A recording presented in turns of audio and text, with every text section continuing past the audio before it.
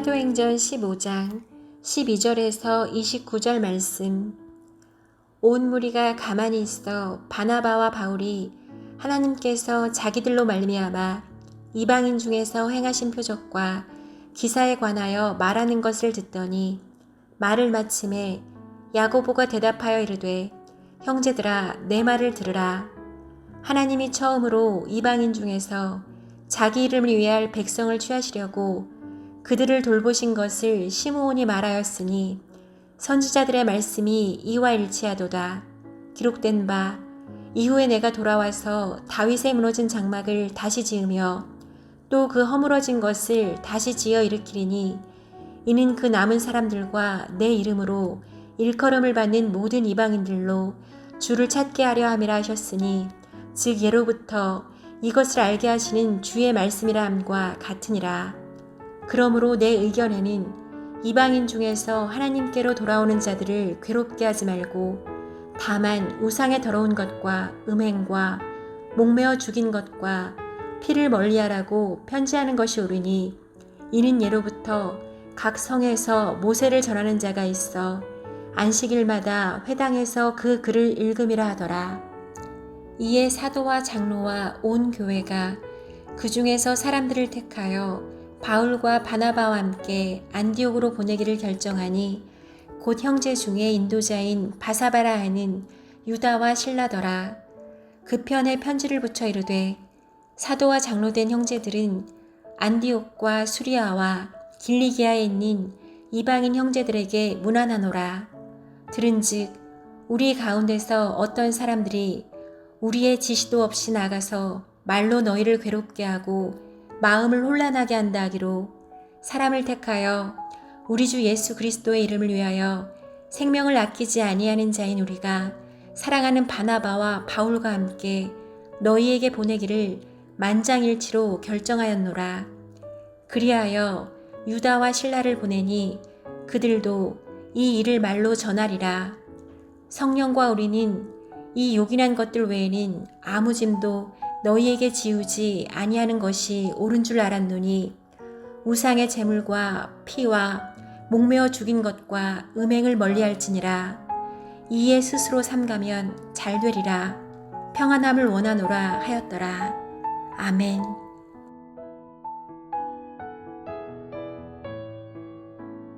함께 기도하겠습니다. 하나님, 우리에게 교회를 주시고 또 그 교회를 통하여 살아계신 우리 하나님의 은혜, 또 예수님의 그 은혜를 경험케 하여 주신 것 감사합니다. 하나님, 우리 교회가 끊임없이 영적으로 성숙해 가며 변화되는 은혜가 있게 하여 주옵소서.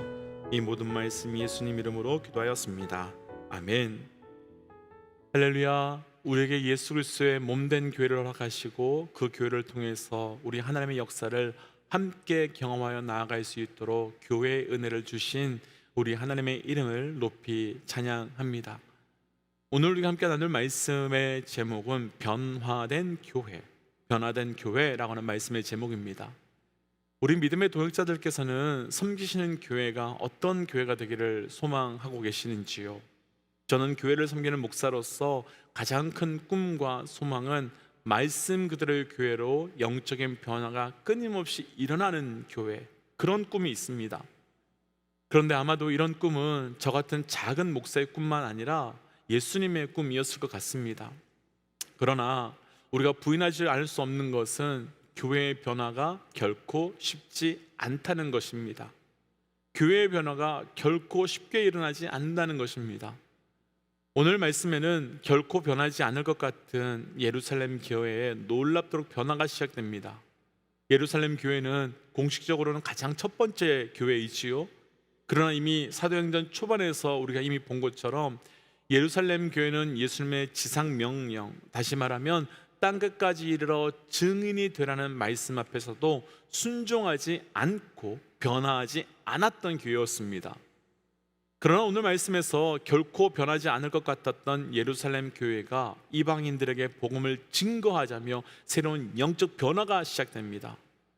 오늘 말씀은 하나님께서 어떻게 예루살렘 교회를 변화시켰는지를 함께 묵상해 보려고 합니다.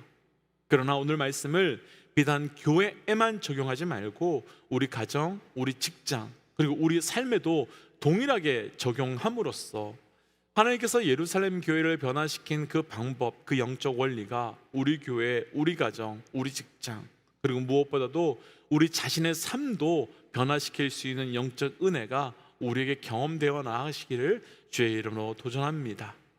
변화된 교회 첫 번째, 먼저 오늘 본문 중에서요 12절과 13절 함께 좀 읽어볼까요? 12절 13절입니다.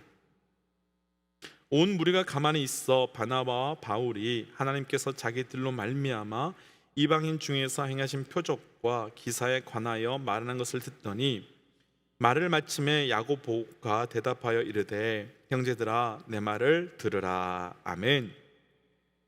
예루살렘 교회에 도착해서 바울과 바나바는 자기들을 통해서 이방인들 가운데 일어난 사건들, 그리고 하나님께서 그들 가운데 역사하신 구원의 은혜에 대해서 하나하나 간증하고 있었습니다. 그때 바리새파 사람들은 구원을 받기 위해서는 이방 사람들조차도 할례와 율법을 반드시 지켜야 된다라고 하는 그 반론의 벽에 부딪히게 되지요.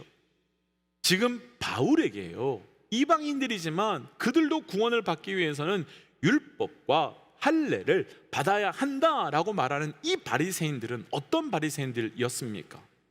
어제 말씀의 5절 말씀을 자세히 보시면 이들 바리새인들은 예수님을 반대하고 예수님을 죽인 바리새인들이 아니었습니다. 이 사람들은 믿지 않는 바리새인들이 아니라 과거에는 바리새인들이었지만 지금은 예수를 믿는 그리스도인이 된 바리새인들입니다. 그러니까 과거에는 바리새인들이었지만 지금은 복음으로 인해서 예수를 믿는 사람들이 된 것입니다. 그런데 문제는요, 이들은 여전히 복음으로만 구원을 받을 수 없고 할례와 율법을 지켜야만 구원을 받을 수 있다고 하는 과거 바리새인적 견해를 여전히 갖고 있다는 겁니다. 왜 이렇게 되었을까요? 이전에 율법이 자신들의 철학이었고 기준이었고 원칙이었기 때문이며 무엇보다도 여전히, 그러니까 예수를 믿고 복음으로 구원을 받았다고 고백하는 지금도 그것을 놓지 못하고 붙들고 있기 때문이지요. 반면 한때요, 유대인 중에 유대인이면서 율법을 철저히 지키며 살았던 바울은 내가 다메섹 도상에서 예수를 만났고 복음으로 새롭게 되었다라고 말합니다. 율법을 지켜야 한다고 말하는 바리새인파였다가 예수를 믿었다라고 말하는 사람들과 유대인이었다가 전도자가 되었던 이 바울의 이전의 상황을 보면 비슷한 상황입니다. 자세한 내용은 다르지만 바리새인들이나 유대인들이나 동일하게 율법과 그것을 지켜야만 돼라고 하는 가장 중요하게 여기는 사람들이었습니다. 그러나 지금 한쪽은요, 이전의 영영영, 이전의 그림자 가운데 여전히 계속 거하게 있고, 그리고 그때의 기준을 여전히 동일하게 붙잡고 살아가고 있지만 한쪽은 완전히 변했습니다. 그리고 완전히 새로워졌습니다. 무엇 때문이었겠습니까?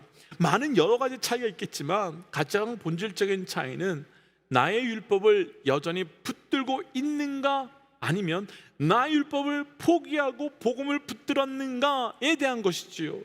그러니까 사람의 변화, 가정의 변화, 우리 삶의 변화, 그리고 무엇보다도 교회의 변화는 어떤 방법, 어떤 논리, 어떤 기준이 아니라 오직 복음의 은혜로만 변화될 수 있는 것이며, 그래서 오늘 말씀을 나누고 싶은 첫 번째 변화된 교회, 그 첫 번째 변화는, 그 온전한 변화는 어떤 인간적 기준, 방법을 대표하는 율법이 아닌 오직 복음으로만 나타날 수 있게 되는 것입니다. 그래서 우리 모두에게 도전하기는 우리의 삶에 온전한 변화가 시작되기 위해 나의 율법이 끊어지고 예수 그리스도의 복음이 시작되어 가시기를 주의 이름으로 도전합니다. 그런데 우리의 율법에 대해서 끊어내야 된다, 우리의 율법을 포기해야 된다라는 이 말에 지금 시대가 어느 시대인데 우리에게 무슨 율법이 있나? 라고 말할 수도 있을 것 같습니다. 과연 정말 그럴까요? 우리에게는 율법이 없을까요? 유대인들이 예수님의 십자가 못 박았던 그 이유가 무엇이었습니까?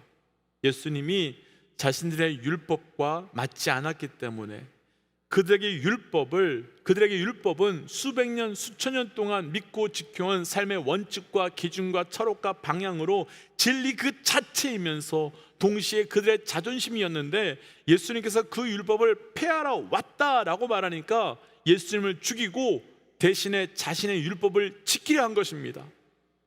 그럼 이 사건이 2000년 전에만 있었던 사건이고 지금 우리에게는 율법이 없을까요? 아닙니다. 분명히 있습니다. 분명히 저에게도 있고 이 시간 예배 드리고 있는 우리 모든 믿음의 동역자에게 다 있습니다. 그럼 우리의 율법은 무엇이겠습니까? 내 기준, 내 생각, 내 원칙, 내 경험과 같은 것들로 복음보다, 예수님보다도, 십자가보다도 나의 삶의 중심이 된 그 무엇이야말로 바로 우리의 율법이 되는 거지요. 말씀은 사랑하라 라고 말씀합니다. 그런데 다 사랑할 수 있는데 내가 만든 이 기준과 이 선을 넘어온 사람은 사랑할 수 없다라고 말하면 그것이 바로 율법이지요. 하나님께 기뻐 드려라 라고 하는데 이것만큼은 드릴 수 없다고, 이것만큼은 넘어갈 수 없다고 한다면 그것이 율법이지요. 우리는 교회에 대한 각자의 생각과 경험과 철학이 있습니다. 때로는 그 생각과 경험과 철학이 잘 연합해서 선한 열매를 맺기도 하지만 내 생각과 경험과 철학에 맞지 않아서 교회를 떠나고 또 교회를 비난하기도 합니다. 왜일까요? 교회가 복음이 아니라 내 율법이 더 중요하기 때문이지요. 분명 2000년 전에 유대인들이 지키고 따른 율법은, 그때 율법은 현재 우리에게 또 우리 교회에 완전히 사라졌습니다. 하지만 율법은 사라지고 깨어졌는지 모르지만 하나님의 말씀과 생각과 뜻보다 우위에 두고 있는 내 기준, 내 방법, 내 뜻이로 가는 내 율법은 너무나도 우리 마음 가운데, 우리 삶 가운데 많이 있습니다. 그래서 온전한 구원의 변화를 이루어내기 위해서는 반드시 이미 내 속에 깊숙이 들어와 있는, 어쩌면 나도 모르게 자리하고 있는 그 율법을 찾아내서 멈추고 무너뜨리는 과정을 반드시 거쳐야 합니다. 그래야 그때부터 진짜 변화가 우리 안에, 우리 삶 가운데, 우리 교회 가운데 시작되기 때문입니다. 그래서 도전하고 축복하기는 우리에게 우리의 율법이 깨어지고 오직 복음의 은혜만이 남아서 복음으로만 변화가 경험되는 은혜가 있기를 주의 이름으로 도전합니다. 두 번째 변화된 교회, 오늘 본문에요 19절과 20절입니다. 19절 20절입니다. 그러므로 내 의견에는 이방인 중에서 하나님께로 돌아오는 자들을 괴롭게 하지 말고 다만 우상의 더러운 것과 음행과 목매어 죽인 것과 피를 멀리하라고 편지하는 것이 옳으니. 아멘. 예루살렘 공회의 지도자이자 예수님의 제자인 야고보가 베드로의 그 간증과 보고를 들은 후 더 이상 이방인들을 괴롭게 하지 말고 그들에게 복음을 전하자며 베드로의 간증에, 보고에 움직이기 시작합니다. 반응하기 시작합니다. 드디어 예루살렘 교회가 변하기 시작하지요. 아니, 어쩌면 이미 변했죠. 한때는 이방인들에게는 복음을 전할 수 없다라고 말하면서 전하더라도 할례를, 율법을 반드시 지켜야 된다라고 말했던 예루살렘 교회가 이제 이방인들에게도 복음을 전하며 그들에게도 구원의 은혜를 나누자라고 말하니 이미 변했지요. 어떻게 예루살렘 교회가 변화가 시작된 것이지요? 무엇을 들었기에 이렇게 변화가 시작된 것이겠습니까? 사실 오늘 말씀에서 예루살렘 교회가 이렇게 변화된 것은 단 한 가지 사건, 그러니까 안디옥 교회에서 일어난 사건들, 그 사건을 들었기 때문이었습니다. 그리고 바울과 베드로가 경험할 수 없는 수많은 하나님의 역사에 대해서 직접 들었기 때문입니다. 이 사건이 정말 놀라운 것은 예루살렘 교회에 비하면 안디옥 교회는 작고 보잘것없는 교회이고, 예루살렘 교회의 지도자들에 비하면 바울과 베드로는 작은 자인데 하나님께서는 작은 자를 통해서 큰 자를 변화시키고 계시고 약한 자를 통해서 강한 자를 변화시키고 계시다는 것입니다. 그런데 이런 사건은 여기에만 있는 것이 아니라 하나님께서는 강한 자, 큰 자를 변화시키기 위하여 작은 자, 약한 자를 수없이 사용하셨고, 그 사건 속에 하나님의 섭리가 크고 강한 것을 변화시키고 새롭게 하시기 위하여 작은 자, 약한 자를 사용하셨다는 겁니다. 살다 보면 감당할 수 없는 사건으로 인해서 우리 삶에 하나님, 하필이면 왜 납니까? 나보다 더 잘난 사람, 강한 사람, 대단한 사람은 훨씬 많은데 왜 내게 이런 일, 이런 자리, 이런 것을 경험하게 하십니까? 라고 말할 때가 있습니다. 또 저 사람은 저렇게 잘 사는데 왜 나에게는 이런 일이 일어납니까? 라고 원망할 때도 있습니다. 사도행전에는 그런 사건이 수없이 등장하는데 사도행전 8장부터 예루살렘 교회는 핍박을 받았지요. 그러면서 8장부터 수많은 사건들이 있었습니다. 그런데 그때는 왜 그런 사건들이 그 예루살렘 교회에 일어나는지 몰랐습니다.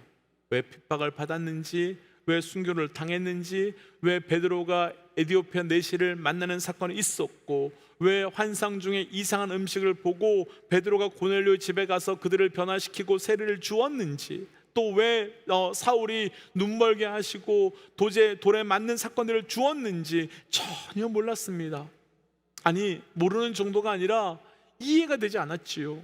그런데 그 모든 사건 속에는 하나님의 섭리가 있었고, 그 섭리가 바울과 바나바와 안디옥 교회를 변화시켰고, 그렇게 변화된 안디옥 교회를 통해서 이제 예루살렘 교회가 변화되었습니다.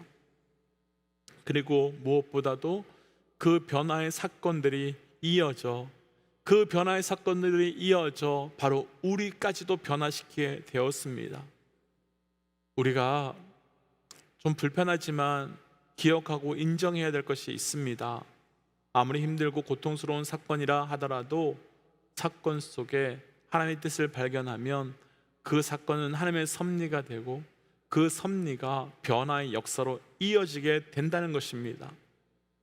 이것을 그대로 우리의 삶에 적용해 본다면 우리 개인의 삶의 사건이 섭리가 되어 우리 가정을 변화시키고, 섭리가 되어 우리 교회를 변화시키고, 섭리가 되어 나를 변화시키게 되는 겁니다.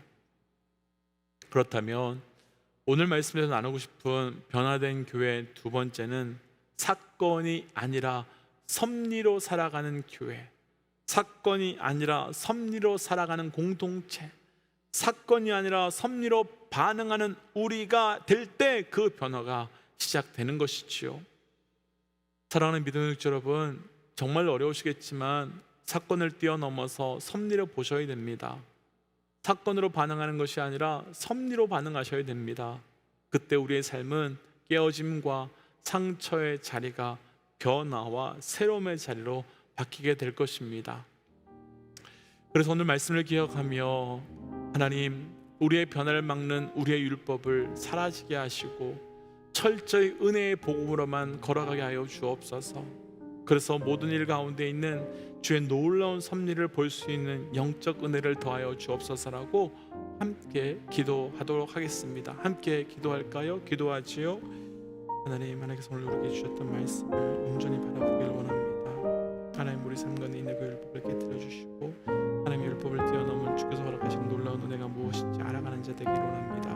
하나님, 그 은혜를 보게 하여 주시고 그 은혜로만 살아가고 그 은혜로만 걸어가고 그 은혜 속에 반응하며 나아가는 우리의 삶이 되어 철저히 우리 삶 가운데 새로운 놀라운 변화가 시작될 수 있도록 주님 인도하여 주시옵소서. 하나님, 주께서 허락하여 주신 놀라운 변화의 은혜가 우리 가정에, 또 우리 교회에, 또 우리의 삶에 있게 하여 주옵소서. 하나님, 그러기 위하여 우리의 변화의 문을 막고 있는 나의 율법을 깨뜨려 주시옵고, 하나님, 그러기 위하여 우리 삶에 펼쳐지고 있는 일들 가운데 있는 주의 섭리를 볼 수 있는 눈을 열어주셔서 주의 뜻 앞에, 주의 역사 앞에 살아갈 수 있도록 인도하여 주시옵소서. 하나님, 그래서 오늘도 우리의 삶이, 또 우리의 가정이, 우리 교회가 더 깊은 변화를 경험할 수 있도록 동행하여 주옵소서. 이 모든 말씀 예수님 이름으로 기도하였습니다. 아멘. 사랑하는 믿음의 동역자 여러분, 오늘도 우리 삶 가운데 하나님께서는 이미 변화의 역사를 시작하셨을 겁니다. 그것을 막고 있는 나의 율법과 그것을 보지 못하는 나의 눈이 열려서 그 하나님의 섭리 앞에 온전히 반응하시기를 주의 이름으로 축복합니다. 우리 함께 시간 선포하고 또 삶의 자리로, 기도의 자리로 나아가지요. 함께 선포하겠습니다. 하나님은 살아계십니다. 아멘. 승리하십시오. 함께 기도하겠습니다.